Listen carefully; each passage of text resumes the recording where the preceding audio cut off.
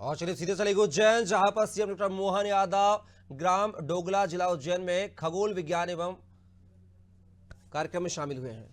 काल की नगरी अर्थात समय की नगरी, और समय की नगरी में डोंगला अब इस बात का गवाह है कि हम अपने खगोलीय ज्ञान की बात नहीं कर रहे, अब भूगोलीय ज्ञान के आधार पर भी जीपीएस के माध्यम से हम अपनी पृथ्वी पर उपस्थिति दर्ज कर सकते हैं कि किस तरह से हम सेंटर पॉइंट में हैं।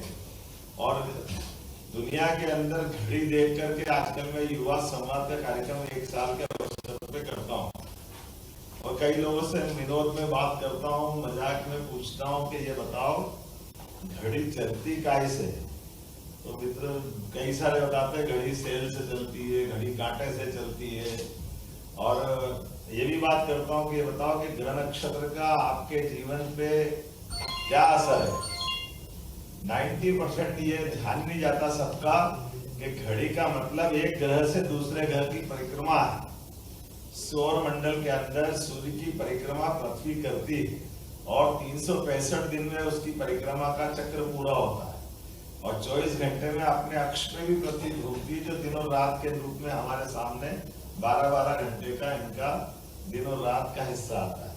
तो चक्री क्रम में हमारे आसपास सब कुछ घूम रहा है, लगातार भ्रमण हो रहा है। लेकिन जाने अनजाने हमारे स्कूली सिलेबस की बात कर सकते, कॉलेज की बात कर सकते कि हमारा ध्यान ही नहीं जाता है कि हमारी घड़ी का आधार अगर कोई है तो सूर्य की परिक्रमा है, पृथ्वी परिक्रमा करेगी तो उसकी गिनती होगी। और इसी प्रकार से अगर हम खगोल की बात करें तो खगोल की बात में दुनिया के लोग गैलीलियो और दूरबीन पता नहीं क्या क्या देखते हो, बात करते हैं कि ये इससे वो ग्रह दिखा वो नहीं दिखा।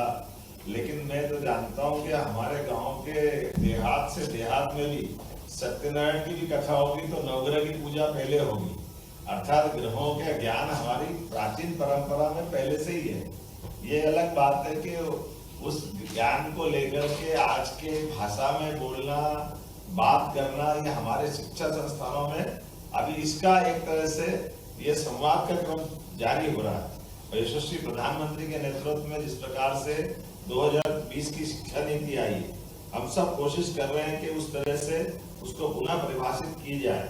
ये बात भी सही है कि 1835 में जब हमारे बीच लॉर्ड मैकाले ने शिक्षा नीति का परिवर्तन किया, उसके पहले कई सौ साल 300 साल की तो आपने बता 5 ऑब्जर्वेटरी आज ऑलरेडी हमारी मथुरा से उज्जैन, दिल्ली, जयपुर, जो बनारस कार्यरत वाली स्थिति तो उज्जैन की है ही।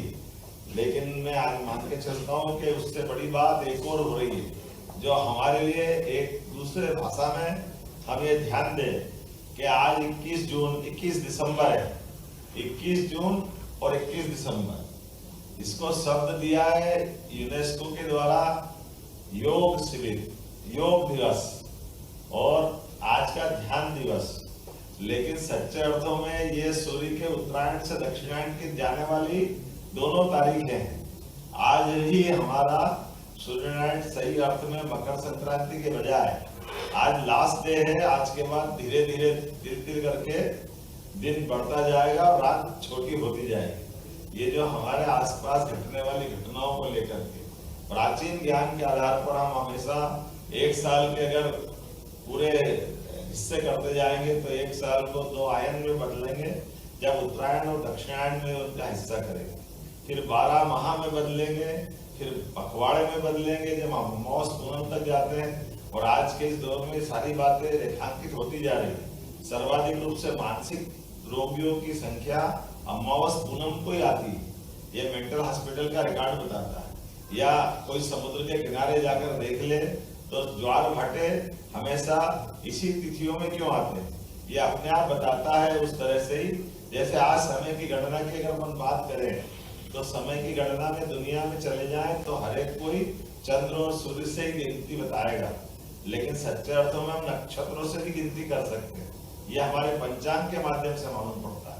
ये जो हमारी प्राचीन ज्ञान की ये विधाएं हैं, ये विधाएं वापस पुनर्जीवित हो और आधुनिक साइंस के साथ में हम इनको सिद्ध कर पाए, हम सबका प्रयास होना चाहिए। इसी नाते से इस वेधशाला को हमने आधुनिक साइंस की दृष्टि से मैपकास्ट से भी जोड़ा है और मैपकास्ट सहित यहाँ कई सारे लोग, मैं तो नादान हूँ लेकिन कई सारे ज्ञानी लोग यहाँ मौजूद हैं जो इस दिशा में मेरे से कई गुना ज्यादा अच्छे से बात कर सकते हैं। लेकिन सब में रुचि बने, उज्जैन धर्म की नगरी के साथ साथ विज्ञान की नगरी भी बने, इस दिशा में हम काम कर रहे हैं। इसलिए यहाँ साइंस सिटी बनाने की बात की है।